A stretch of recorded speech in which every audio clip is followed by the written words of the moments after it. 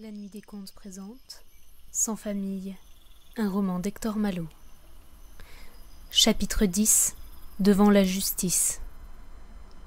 De Pau, il m'est resté un souvenir agréable. Dans cette ville, le vent ne souffle presque jamais. Et comme nous y restâmes pendant l'hiver, passant nos journées dans les rues, sur les places publiques ou sur les promenades, on comprend que je dus être sensible à un avantage de ce genre. Ce ne fut pourtant pas cette raison qui, contrairement à nos habitudes, détermina ce long séjour en un même endroit, mais une autre toute puissante auprès de mon maître, je veux dire l'abondance de nos recettes. En effet, pendant tout l'hiver, nous eûmes un public d'enfants, qui ne se fatigua point de notre répertoire, et ne nous cria jamais « C'est donc toujours la même chose !»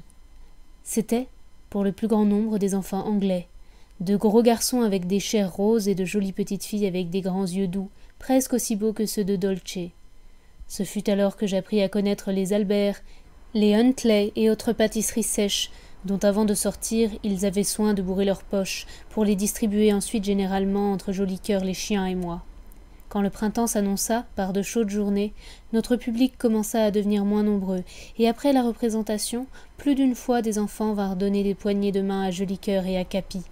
C'étaient leurs adieux qu'ils faisaient. Le lendemain, nous ne devions plus les revoir. Bientôt, nous nous trouvâmes seuls sur les places publiques, et il fallut songer à abandonner, nous aussi, les promenades de la basse plante et du parc. Un matin nous nous mîmes en route, et nous ne tardâmes pas à perdre de vue les tours de Gaston Phébus et de Montauzet. Nous avions repris notre vie errante à l'aventure, par les grands chemins. Pendant longtemps, je ne sais combien de jours, combien de semaines, nous allâmes devant nous, suivant des vallées, escaladant des collines, laissant toujours à notre droite les cimes bleuâtres des Pyrénées, semblables à des entassements de nuages. Puis un soir, nous arrivâmes dans une grande ville, située au bord d'une rivière, au milieu d'une plaine fertile. Les maisons, fort laides pour la plupart, étaient construites en briques rouges. Les rues étaient pavées de petits cailloux pointus, durs aux pieds des voyageurs qui avaient fait une dizaine de lieues dans la journée. Mon maître me dit que nous étions à Toulouse et que nous y resterions longtemps. Comme à l'ordinaire, notre premier soin le lendemain fut de chercher des endroits propices à nos représentations. Nous en trouvâmes un grand nombre, car les promenades ne manquaient pas à Toulouse, surtout dans la partie de la ville qui avoisine le jardin des plantes. Il y a là une belle pelouse ombragée de grands arbres, sur laquelle viennent déboucher plusieurs boulevards qu'on appelle des allées. Ce fut dans une de ces allées que nous nous installâmes, et dès nos premières représentations nous eûmes un public nombreux. Par malheur, l'homme de police qui avait la garde de cette allée vit cette installation avec déplaisir, et soit qu'il n'aimât pas les chiens, soit que nous fussions une cause de dérangement dans son service, soit toute autre raison, il voulut nous faire abandonner notre place. Peut-être, dans notre position, eût-il été sage de céder à cette tracasserie, car la lutte entre de pauvres saltimbanques tels que nous et des gens de la police n'était pas à armes égales, mais mon maître n'en jugea pas ainsi. Bien qu'il ne fût qu'un montreur de chiens savants pauvres et vieux, au moins présentement et en apparence, il avait de la fierté. De plus, il avait ce qu'il appelle le sentiment de son droit, c'est-à-dire, ainsi qu'il me l'expliqua, la conviction qu'il devait être protégé tant qu'il ne ferait rien de contraire aux lois et aux règlements de la police. Il refusa donc d'obéir à l'agent lorsque celui-ci voulut nous expulser de notre allée. Lorsque mon maître ne voulait pas se laisser emporter par la colère, ou bien lorsqu'il lui prenait fantaisie de se moquer des gens, ce qui lui arrivait souvent, il avait pour habitude d'exagérer sa politesse italienne. C'était à croire alors, en entendant ses façons de s'exprimer, qu'il s'adressait à des personnages considérables. « L'illustrissime représentant de l'autorité, dit-il en répondant chapeau bas à l'agent de police, peut-il me montrer un règlement émanant de la dite autorité par laquelle il serait interdit à d'infimes baladins tels que nous d'exercer leur chétive industrie sur cette place publique ?» L'agent répondit qu'il n'y avait pas à discuter, mais à obéir. « Assurément, répliqua Vitalis, et c'est bien ainsi que je l'entends. Aussi je vous promets de me conformer à vos ordres aussitôt que vous m'aurez fait savoir en vertu de quel règlement vous les donnez. » Ce jour-là, l'agent de police nous tourna le dos, tandis que mon maître, le chapeau à la main, le bras arrondi et la taille courbée, l'accompagnait en riant silencieusement. Mais il revint le lendemain, et franchissant les cordes qui formaient l'enceinte de notre théâtre, il se jeta au beau milieu de notre représentation. « Il faut museler vos chiens, dit-il durement à Vitalis. « Museler mes chiens ! Il y a un règlement de police, vous devez le connaître. » Nous étions en train de jouer le malade purgé, et comme c'était la première représentation de cette comédie à Toulouse, notre public était plein d'attention. L'intervention de l'agent provoqua des murmures et des réclamations. « N'interrompez pas! Laissez finir la représentation !» Mais d'un geste Vitalis réclama et obtint le silence. Alors, ôtant son feutre dont les plumes balayèrent le sable tant son salut fut humble, il s'approcha de l'agent en faisant 3 profondes révérences. « L'illustrissime représentant de l'autorité n'a-t-il pas dit que je devais museler mes comédiens » demanda-t-il. « Oui, muselez vos chiens, et plus vite que ça !»« Museler Capi, Zerbino, Dolce » s'écria Vitalis, s'adressant bien plus au public qu'à l'agent. « Mais votre seigneurie n'y pense pas. Comment le savant médecin Capi, connu de l'univers entier, pourra-t-il ordonner ces médicaments purgatifs pour expulser la bile de l'infortuné monsieur Jolicoeur, s'il le dit Capi, porte au bout de son nez une muselière. Encore, si c'était un autre instrument mieux approprié à sa profession de médecin, et qui celui-là ne se met point au nez des gens. » Sur ce mot, il y eut une explosion de rire, et l'on entendit les voix cristallines des enfants se mêler aux voix gutturales des parents. Vitalis, encouragé par ces applaudissements, continua. « Et comment la charmante Dolce, notre garde-malade, pourra-t-elle user de son éloquence et de ses charmes pour décider notre malade à se laisser balayer et nettoyer les entrailles ? Si au bout de son nez elle porte l'instrument que l'illustre représentant de l'autorité veut lui imposer. Je le demande à l'honorable société et la prie respectueusement de prononcer entre nous. » L'honorable société, appelée ainsi à se prononcer, ne répondit pas directement, mais ses rires parlaient pour elle. On approuvait Vitalis, on se moquait de l'agent, et surtout on s'amusait des grimaces de Jolicoeur, qui, s'étant placé derrière l'illustrissime représentant de l'autorité, faisait des grimaces dans le dos de celui-ci, croisant ses bras comme lui, se campant le poing sur la hanche et rejetant la tête en arrière avec des mines et des contorsions tout à fait réjouissantes. Agacé par le discours de Vitalis, exaspéré par les rires du public, l'agent de police, qui n'avait pas l'air d'un homme patient, tourna brusquement ses talons. Mais alors il aperçut le singe, qui se tenait le poing sur la hanche dans l'attitude d'un matamore. Durant quelques secondes, l'homme et la bête restèrent en face l'un de l'autre, se regardant comme s'il s'agissait de savoir lequel des deux baisserait les yeux le premier. Les rires qui éclatèrent, irrésistibles et bruyants, mirent fin à cette scène. « Si demain vos chiens ne sont pas muselés, s'écria l'agent, en nous menaçant du poing, je vous fais un procès, je ne vous dis que cela. À demain, signor, dit Vitalis. À demain. Et tandis que l'agent s'éloignait à grands pas, Vitalis resta courbé en deux dans une attitude respectueuse, puis la représentation continua. Je croyais que mon maître allait acheter des muselières pour nos chiens. Mais il n'en fit rien et la soirée s'écoula même sans qu'il parlât de sa querelle avec l'homme de police. Alors je m'enhardis à lui en parler moi-même. « Si vous voulez que Capi ne brise pas demain sa muselière pendant la représentation, lui dis-je, il me semble qu'il serait bon de la lui mettre un peu à l'avance. En le surveillant, on pourrait peut-être l'y habituer. »« Tu crois donc que je vais leur mettre une carcasse de fer ?»« Dame, il me semble que l'agent est disposé à vous tourmenter. »« Tu n'es qu'un paysan, et comme tous les paysans, tu perds la tête par peur de la police et des gendarmes. Mais sois tranquille. Je m'arrangerai demain pour que l'agent ne puisse pas me faire un procès, et en même temps pour que mes élèves ne soient pas trop malheureux. D'un autre côté, je m'arrangerai aussi pour que le public s'amuse un peu. Il faut que cet agent nous procure plus qu'une bonne recette, et joue un rôle comique dans la pièce que je lui prépare. Cela donnera de la variété à notre répertoire, et nous fera rire nous-mêmes un peu. Pour cela, tu te rendras tout seul demain à notre place avec Jolicoeur. Tu tiendras les cordes, tu joueras quelques morceaux de harpe, et quand tu auras autour de toi un public suffisant, et quand l'agent sera arrivé, je ferai mon entrée avec les chiens. C'est alors que la comédie commencera. Il ne me plaisait guère de m'en aller tout seul ainsi préparer notre représentation, mais je commençais à connaître mon maître et à savoir quand je pouvais lui résister. Or il était évident que dans les circonstances présentes, je n'avais aucune chance de lui faire abandonner la partie de plaisir sur laquelle il comptait. Je me décidai donc à obéir. Le lendemain, je m'en allai à notre place ordinaire, et tendis mes cordes. J'avais à peine joué quelques mesures, qu'on accourut de tous côtés et qu'on s'entassa dans l'enceinte que je venais de tracer. En ces derniers temps, surtout pendant notre séjour à Pau, mon maître m'avait fait travailler la harpe, et je commençais à ne pas trop mal jouer quelques morceaux qu'il m'avait appris. Il y avait entre autres une canzonetta napolitaine que je chantais en m'accompagnant à la harpe et qui me valait toujours des applaudissements. J'étais déjà artiste par plus d'un côté et par conséquent disposé à croire, quand notre troupe avait du succès, que c'était à mon talent que ce succès était dû. Cependant, ce jour-là, j'eus le bon sens de comprendre que ce n'était pas pour entendre ma canzonetta qu'on se pressait ainsi dans nos cordes. Ceux qui avaient assisté la veille à la scène de l'agent de police étaient revenus, et ils avaient amené avec eux des amis. On aime peu les gens de police à Toulouse, comme à peu près partout ailleurs, et l'on était curieux de voir comment le vieil Italien se tirerait d'affaire et roulerait son ennemi. Bien que Vitalis n'eût pas prononcé d'autres mots que « À demain, signor !»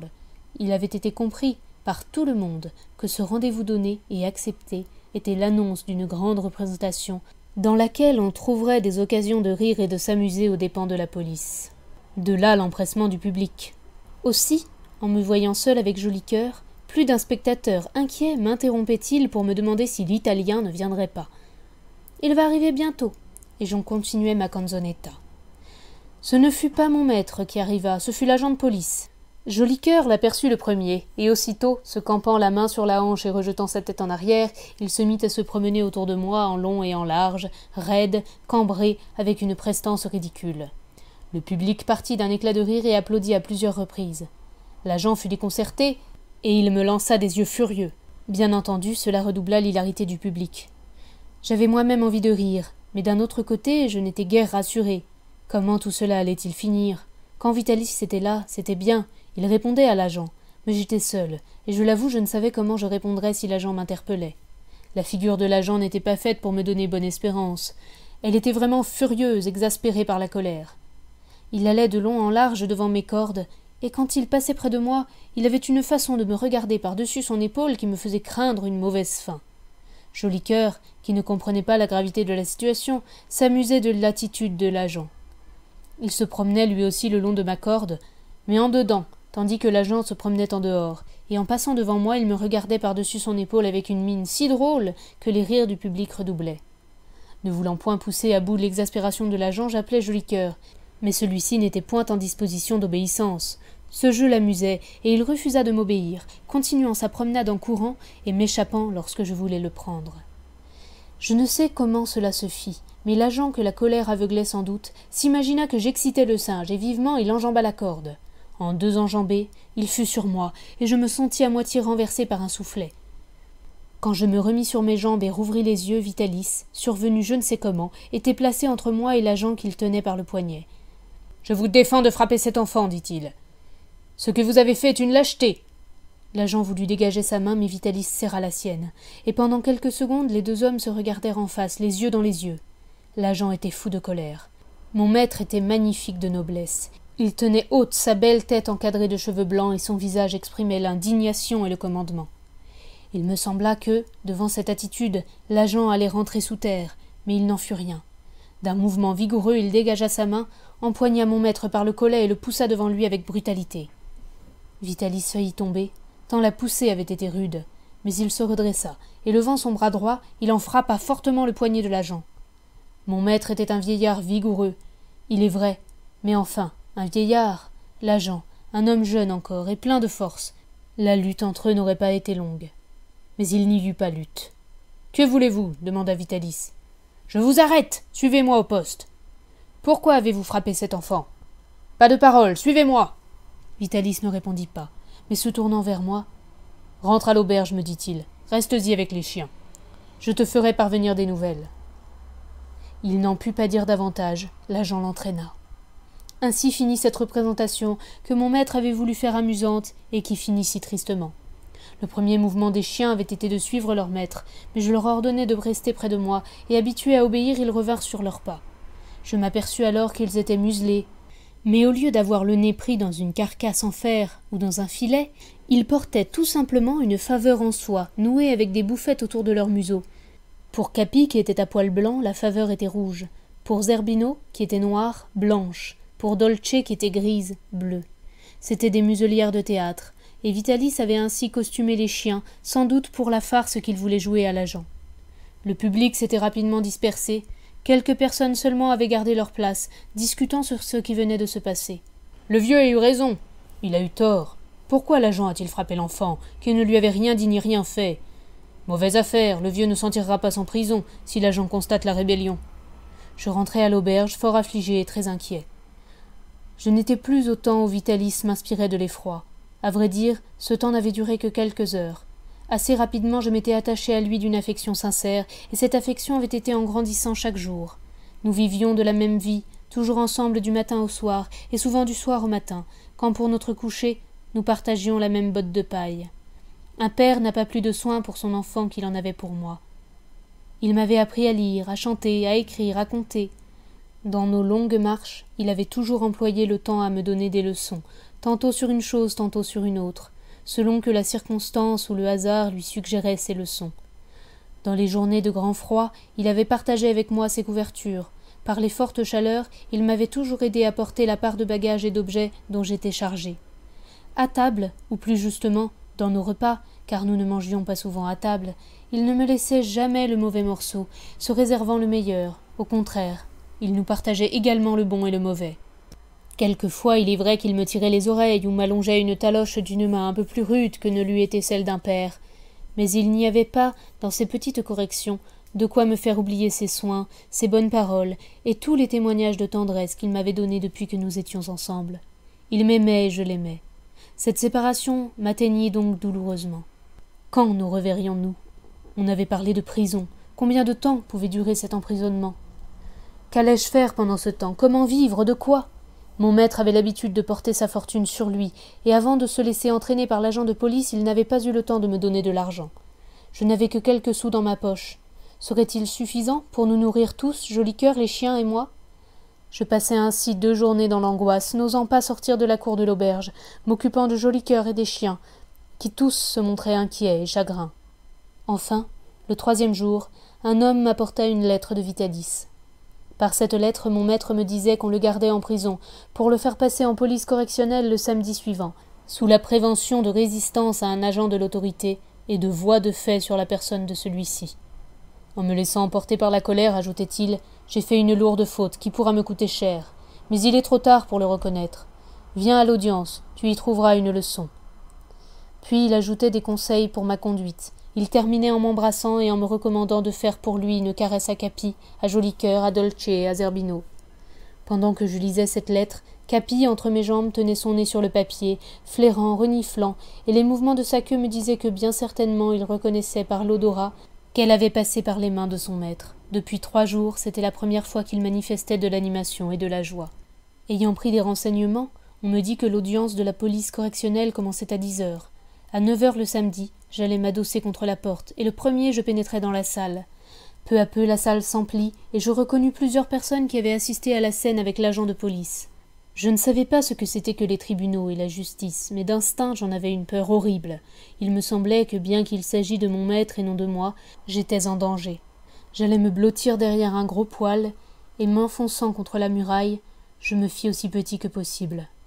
Ce ne fut pas mon maître qu'on jugea le premier, mais des gens qui avaient volé, qui s'étaient battus, qui tous se disaient innocents, et qui tous furent condamnés. Enfin Vitalis vint s'asseoir entre 2 gendarmes sur le banc où tous ces gens l'avaient précédé. Ce qui se dit tout d'abord, ce qu'on lui demanda, ce qu'il répondit, je n'en sais rien. J'étais trop ému pour entendre, ou tout au moins pour comprendre. D'ailleurs, je ne pensais pas à écouter, je regardais.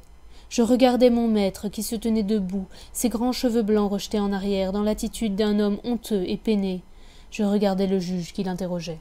« Ainsi, dit celui-ci, vous reconnaissez avoir porté des coups à l'agent qui vous arrêtait. »« Non des coups, monsieur le président, mais un coup.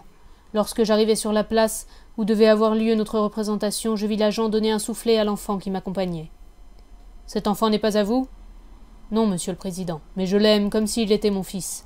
Lorsque je le vis le frapper, je me laissai entraîner par la colère. Je saisis violemment la main de l'agent et l'empêchai de frapper de nouveau. »« Vous avez vous-même frappé l'agent ?